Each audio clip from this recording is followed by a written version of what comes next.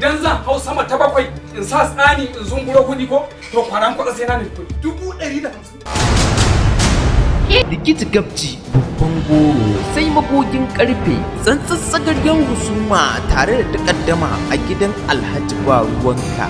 Tunda ba ka ba kyauta ba ko ba ka bashi ba to ka fi sabilillahi.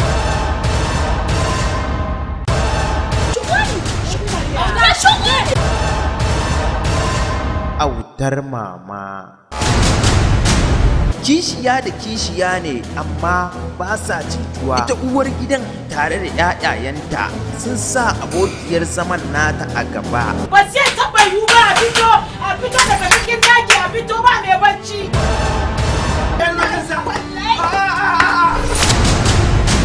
Hajiya, ya kai warka ake. Kwatsam sai ga wata bakuwa mai suna autar mama.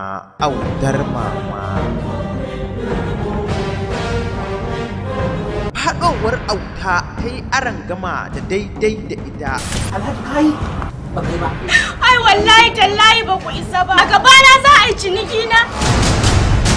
Sai ka ce wata akuya. Ko ke na buga Hajiya. Haka ba ki rike su ki koma kamar ta. Shi kuma mijin kantace ne ya yi sake reshe ya kama ganye. To ke na ga alama ke ba yar arzikin bace. Kai ni in ta kama ma wallahi sai mu da kai mai gida a cikin unguwar nan. Lafiya ba ku da wani abu sai dai fadace. Aure dai babu fashi ran juma'a ne.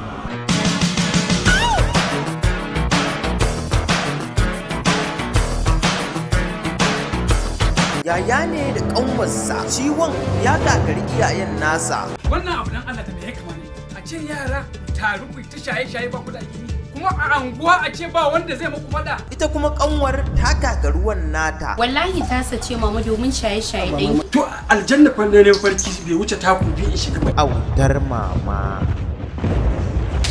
Ko Allah na. Ashe haka da yake. Kamfanin Abubu Media Production shi ke gabatar muku da Saddam Popo.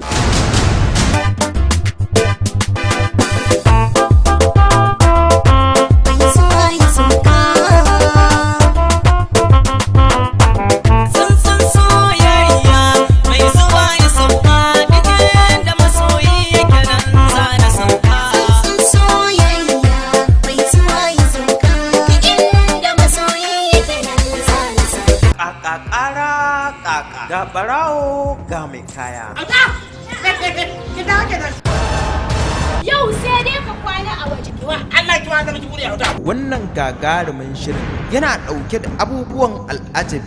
Ɗaukan nauyin shirin Hauwa Abubakar. Shiryawa Abdullahi Abu. Kula da shirin Nazifi Ismail. Mataimakin mai bada umarni Haruna M Gidaje tare da Muhammad Abdullahi Shoma. Wanda ya bada umarnin wannan gagarumin shirin. Fasihin daraktan nan ne Ibrahim Bala. Ni kai ke ku garzaya ku nemi wannan ƙayataccen shirin Autar mama. Za ku ƙyaƙyata kar ku bari a baku labari.